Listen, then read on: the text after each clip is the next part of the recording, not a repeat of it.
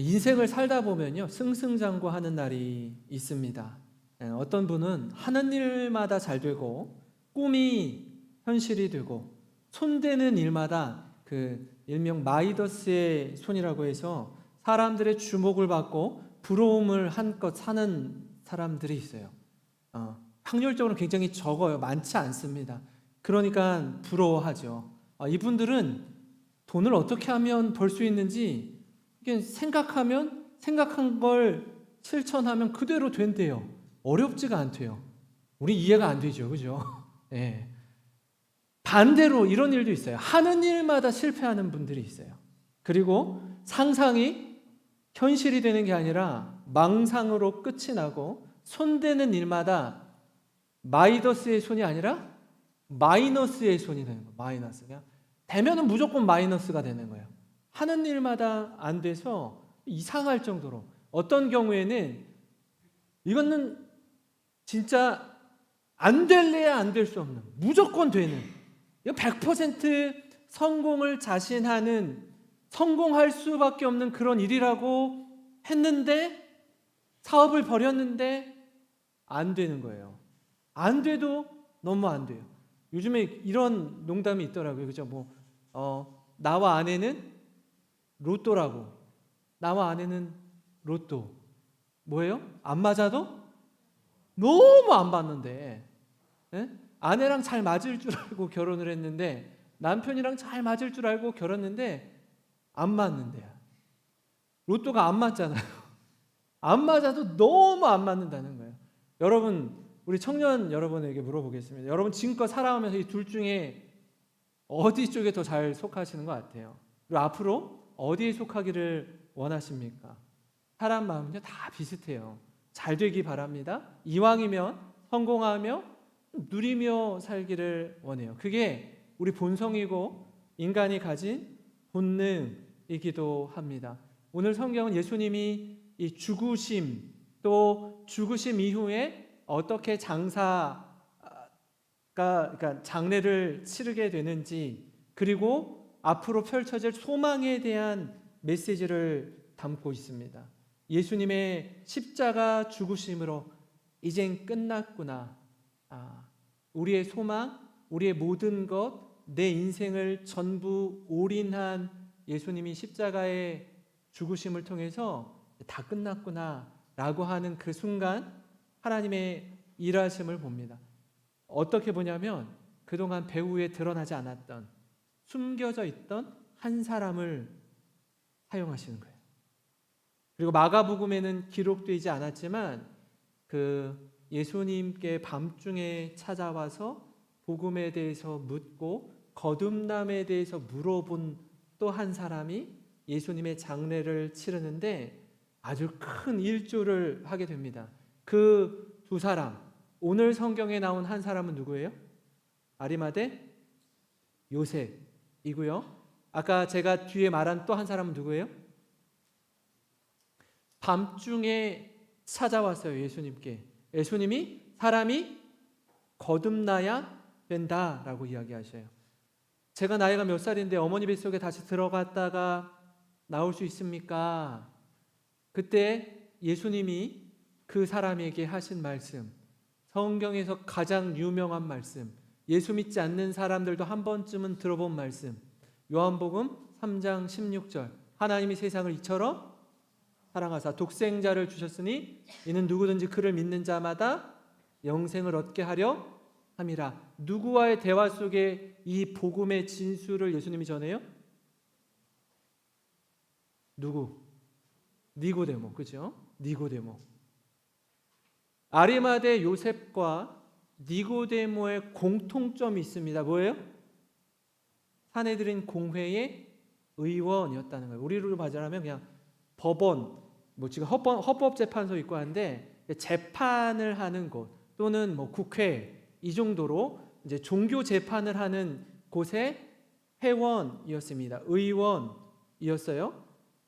이들이 그동안은요 예수님을 믿고 따르는 제자임에도 불구하고 내가 예수님 믿는 사람입니다, 내 크리스천입니다, 제자입니다 라고 말하는 걸 두려워했어요.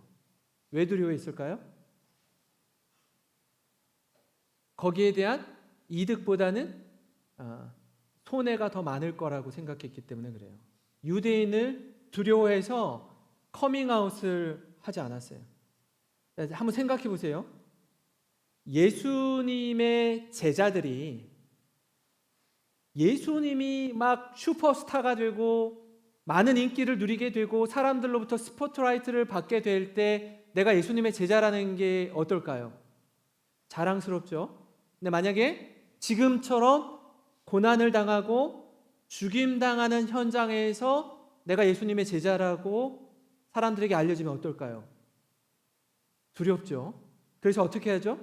예수님의 제자들은 많은 무리들이 예수님을 따를 때에는 제자들이 내 예수님의 제자야 라고 따르지만 예수님이 십자가를 지는 과정에서 제자들 다 어떻게 해요? 도망가죠. 도망가요. 다 숨습니다. 이게 본능이에요. 내가 먼저 살고 보는 게 생명을 가진 이들의 본능입니다. 중력을 거스를 만큼 힘든 거예요. 이 본능을 거스른다는 건 어려운 일입니다. 근데 하나님은 우리의 끝에서 일하기 시작하세요. 이제는 모든 게 다 끝났구나 라고 생각하는 절망의 자리에서 소망을 비추십니다. 이처럼 여러분 예수님의 죽으심 이후에 우리가 주목할 부분이 있어요. 그게 뭐냐면 하나님은 하나님의 사람을 통해 부활을 준비하신다라는 겁니다. 그동안은 아리마대 요셉이 자신의 하나님의 나라를 기다리는 자요 예수님의 제자임을 밝히지 않았어요. 숨기고 있었어요. 왜냐하면 예수 믿는다는 것 때문에 불이익을 당할까 봐. 사람들의 주목을 받는 공회원이잖아요. 높은 자리에 있는 고위 관료직이에요. 부자예요. 여유가 있어요. 넉넉해요. 오픈하기는 싫어요. 그냥 잘 살고 싶어요. 여유 있게 특별히 이걸로 불이익 당하거나 손해 보고 싶지는 않은 거예요. 그런 아리마대 요셉이 도리어 예수님의 죽음 이후에 용기를 냅니다. 심경의 변화가 일어나는데 예수님이 살아계실 때는 그렇게 꽁꽁 숨기던 자신의 정체성을 예수님이 죽으신 이후에 당당하게 드러내요. 그리고 자신이 할 수 있는 일에 힘을 쏟습니다. 그런 말 있죠. 어려울 때 곁에 머무는 친구가 진짜 친구예요. 좋을 때는요, 여러분 사람들이 막 들러붙어요. 탕자 생각해보세요. 탕자가 아버지 유산을 가지고 미리 당겨받은 유산을 가지고 외국에 나갔어요. 수십억, 수백억이라고 칩시다. 돈이 있을 때는 외국에 갔는데 여러분 막 팁도 주고 막 친구들에게 돈도 주고 차도 사주고 하면 어떻게 해요? 친구들이 엄청 들러붙죠. 최고, 멋져, 네가 최고야 라고 해요. 근데 그 탕자가 가지고 있는 모든 재산을 다 잃어버리자 어떻게 되죠? 친구들이 있어요? 없어요? 없어요. 다 떠나요. 가차없이 떠납니다. 그런 친구를 일컬어서 뭐라고 하냐면 돈 친구라고 그래요. 돈 친구. 내가 돈이 있으면 들러붙고 내가 돈이 없으면 언제든지 떠나는 친구예요. 진짜 친구가 아니에요. 나를 좋아한 게 아니에요. 내가 가진 돈을 좋아했던 거예요. 예수님의 제자들은 예수님의 인기가 하늘을 찌를 때 함께 있지만 예수님의 십자가 죽음 앞에선 도망치기 바빴습니다. 그러나 결정적인 순간에, 중요한 순간에 아리마대 요셉은 예수님의 장례를 치르기 위해 빌라도에게 시신을 달라고 합니다. 43절인데요. 같이 한번 읽어보겠습니다. 시작. 아리마대 사람 요셉이 와서 예수의 시체를 달라 하니 이 사람은 존경받는 공회원이요 하나님의 나라를 기다리는 자라. 사내들인 공회의 회원이었습니다. 유대인들의 최고 법원을 뜻하는 거예요. 그러니까 종교 재판하는 곳이에요. 종교 생활하는 데 있어서 재판하는 곳이 사내들인 공회였습니다. 그러니까 아리마대 요셉은 종교와 정치의 리더였어요. 지도자였습니다. 그런 그가 자신의 기득권을 빼앗길까 봐 드러내지 않다가 예수님의 죽음 이후에 전혀 다른 모습을 보여주죠. 우리가 지금 마가복음을 읽었지만 요한복음을 읽으면 이렇게 나옵니다. 요한복음을 19장 38절에 같이 읽어볼까요? 시작. 아리마대 사람 요셉은 예수의 제자이나 유대인이 두려워 그것을 숨기더니 이 일 후에 빌라도에게 예수의 시체를 가져가기를 구하매 빌라도가 허락하는지라. 이에 가서 예수의 시체를 가져가니라. 아멘. 이 일 후에가 뭐 후에요? 예수님의 십자가 죽음 이후를 가리키는 거예요. 그 전까지는 유대인들이 두려워서 제자라는 사실을 숨겼는데 이젠 커밍아웃 하는 겁니다. 깊은 절망에 빠질 수 있는 상황에서 도리어 그는 용기를 내기 시작해요. 그리고 빌라도에게 예수님의 시신을 구합니다. 왜 예수님의 시신을 구할까요? 몇 가지 이유가 있어요. 로마인들은 십자가형이 가장 큰 죄를 지은 죄수에게 처하는 극악무도한 죄인에게 그 형벌에 가장 아프고 힘들고 수치스러운 형벌로 십자가형을 지었습니다. 사람이요, 일반적인 사람은요, 건강한 사람은요, 십자가에 달리면 기본 2, 3일은 달려 있어요. 산채로. 진짜 건강한 사람은 한 일주일 동안도 살아 있어요. 모든 고통을 뼛속 깊이 다 느끼면서 사람들의 조롱과 손가락질과 침뱉음을 당하면서 살아 있어요. 예수님이 금요일 오전 9시에 십자가에 달려서 오후 3시에 운명하셔요. 몇 시간 달려 있어요? 6시간. 너무 짧은 거예요. 너무 짧은 거예요. 그러니까 아리마대 요셉이 예수님의 시체를 달라고 하니까 빌라도가 뭐라 그래요? 벌써 죽었어? 벌써 죽었어? 백부장에게 한번 확인해봐. 이렇게 얘기하는 거거든요. 왜요? 이렇게 빨리 안 죽거든요. 이렇게 빨리 안 죽어요. 그러면 보세요. 저들이 유대인들은 이 안식일 전날이라고 하잖아요. 그죠? 안식일 전날이니까 금요일이죠. 토요일이 안식일이니까. 그러면 해가 질 때부터 안식일이 시작이 되는 거예요. 금요일날 해가 질 때부터 토요일날 해가 질 때까지가 안식일인 거예요. 안식일에는 일을 할 수가 없어요. 그리고 로마인들은 십자가를 몇 날 며칠이고 달아놓으면서 수모를 당하게 하고 수치를 당하게 하는 형벌로서의 십자가라면 유대인들은 달아놓으면 안 돼요. 그 전에 장례를 치러야 돼요. 그러니까 오후 3시에 돌아갔으면 오후 6시에 해가 진다고 칩시다. 그럼 몇 시간 있어요? 3시간. 장례를 치르려면 묘가 있어야 돼요. 무덤이. 무덤은 일반적으로 사람들이 가지고 있지 않아요. 아리마대 요셉은 부자였어요. 가족 묘를 돌을 파다가 가족 묘를 미리 마련해 놓은 사람이었어요. 그러니까 돈이 있어야 가능한 거예요. 돈이 있어야. 그냥 누가 하고 싶다고 해서 묘를 쓸 수가 없는 거예요. 모실 수가 없는 거예요. 부자만 할 수 있는 거예요. 지금 3시간밖에 안 남은 이 상황에서 어떻게 해요?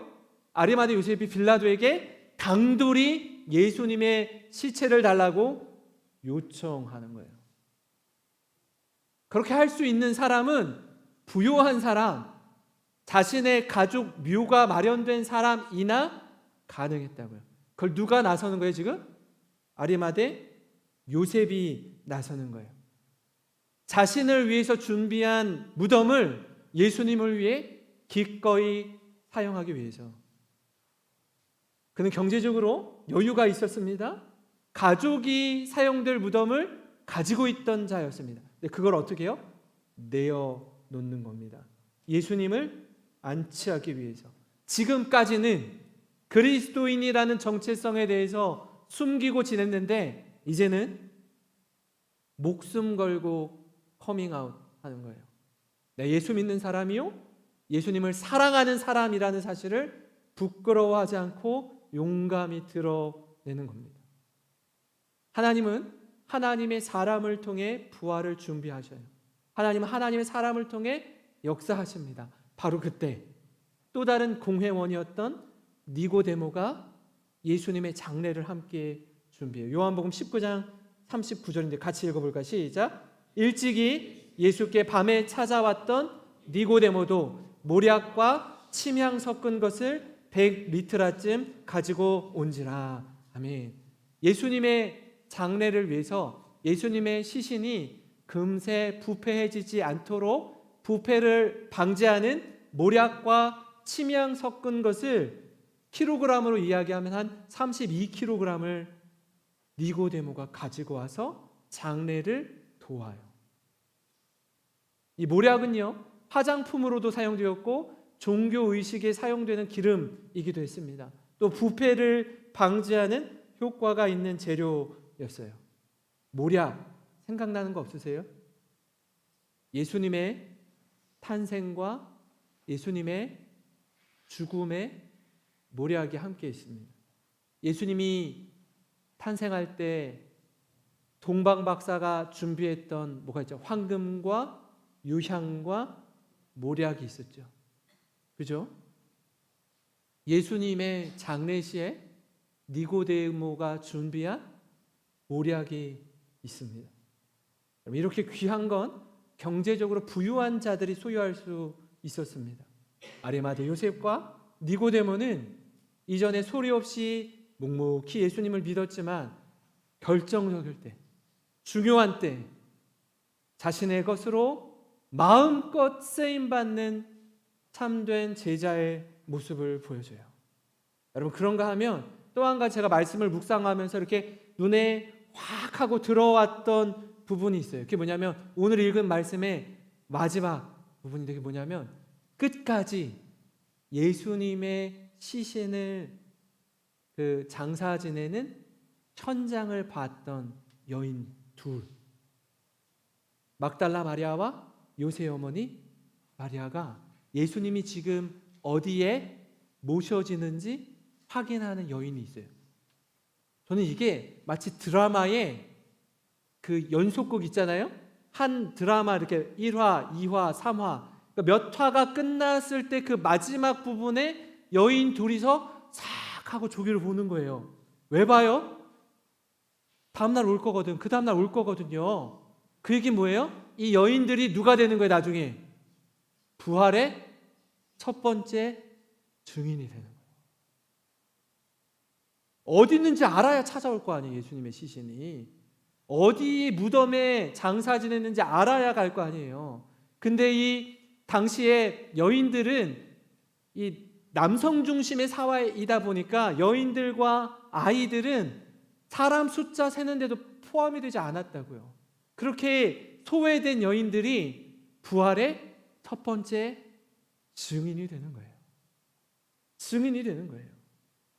저는 이게 되게 눈에 쫙 들어오더라고요. 마치 앞으로 부활을 예시하는 것처럼 그려집니다. 마가복음 15장 46절 47절인데 제가 한번 읽어보겠습니다. 요셉이 세마포를 사서 예수를 내려다가 그곳으로 싸서 바위 속에 판 무덤에 넣어두고 돌을 굴려 무덤문에 놓으매 막달라 마리아와 요셉 어머니 마리아가 예수 둔 곳을 어떻게 하더라? 보더라. 보는 거예요. 이 말씀이 전 너무 여운으로 남더라고요. 우리 삶도 마찬가지입니다. 살다 보면 굽이굽이 인생의 높은 산과 깊은 골짜기를 지날 때가 있어요. 이 과정에서 말 못할 어려움, 눈물과 아픔이 스며 있습니다. 인생의 깊은 밤을 통과할 때가 있어요. 이 시간을 통해서 그리스도인은 하나님 앞에 엎드림의 시간을 갖습니다. 기도의 골방으로 나아가는 거예요. 경험을 해봤는지 안 해봤는지 저는 모르겠어요, 여러분들이. 앞으로 아마 경험하게 될 거예요. 어떤 경험이냐면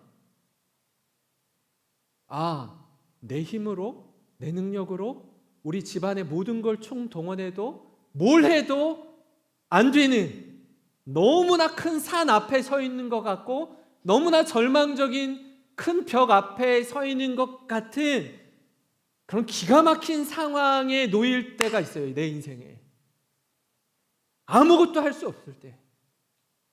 그러면요, 그 자리에서 어떻게 되냐면 내가 기도할 수 있는 자리, 내가 목 놓아서 부르짖을 수 있는 자리, 거기 찾아가더라고요. 전 신학대학원 다닐 때 저희 가정이 그런 어려움이 있었는데 제가 막 평소에 가지 않던 총신대 용인의 양지에 가면은 기도굴이라는 데가 있어요. 산에 듬성듬성 기도굴이 있거든요. 학교에서 만들어 놓은. 거길 제가 기어 들어가더라고요. 가서 죽기 살기로 기도하게 되더라고요. 왜요? 사람이 나를 도와줄 수 없어요. 유력한 사람이 나를 도와줄 수가 없다고요. 여러분 주변에 그런 사람 있잖아요.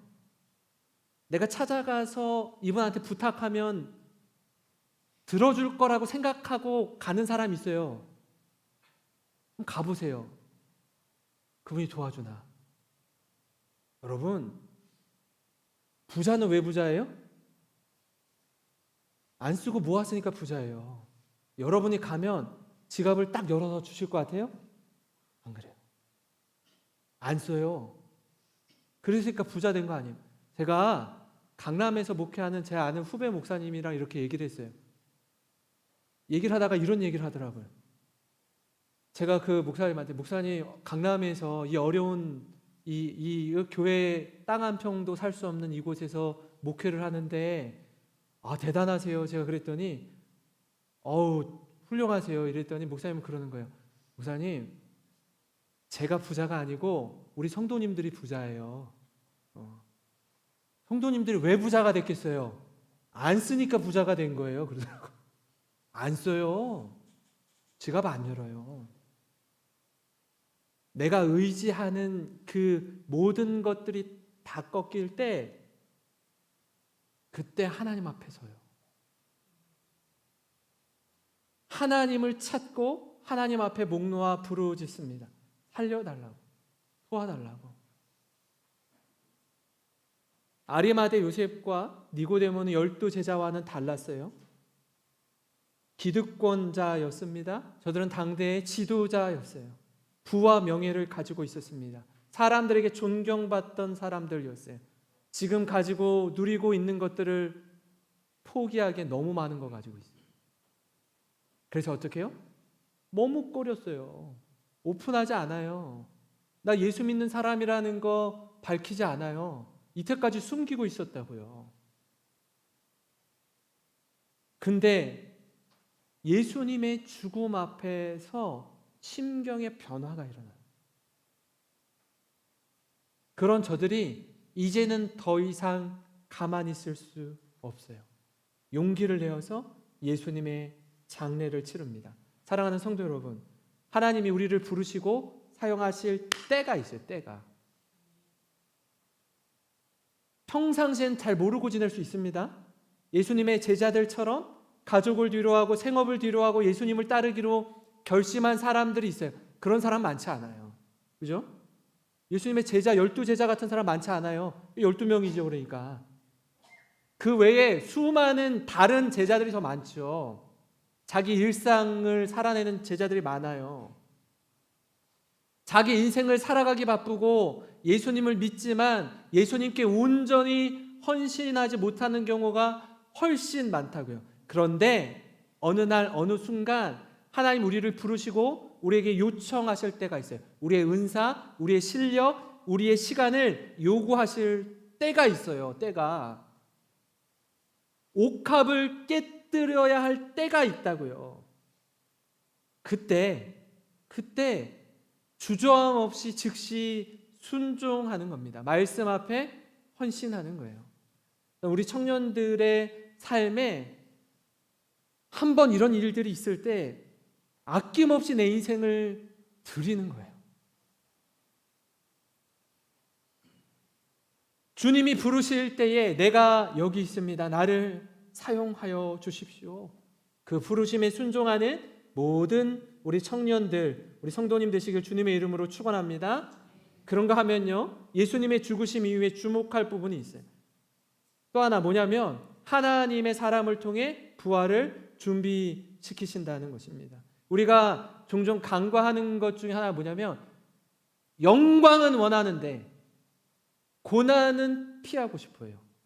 다 요셉 되고 싶고, 다 다니엘 되고 싶고, 다 에스더 되고 싶고, 다 한나 되고 싶은데 저들이 그렇게 되기까지 통과하고 거쳐온 고난은 경험하고 싶지 않아. 요셉처럼 되려면 13년 동안 노예로, 종으로, 감옥의 죄수로 살아야 돼요. 근데 요거는 싹 도려내서 제외시키고 부잣집 아들로 지내다가 애굽의 국무총리는 되고 싶어요.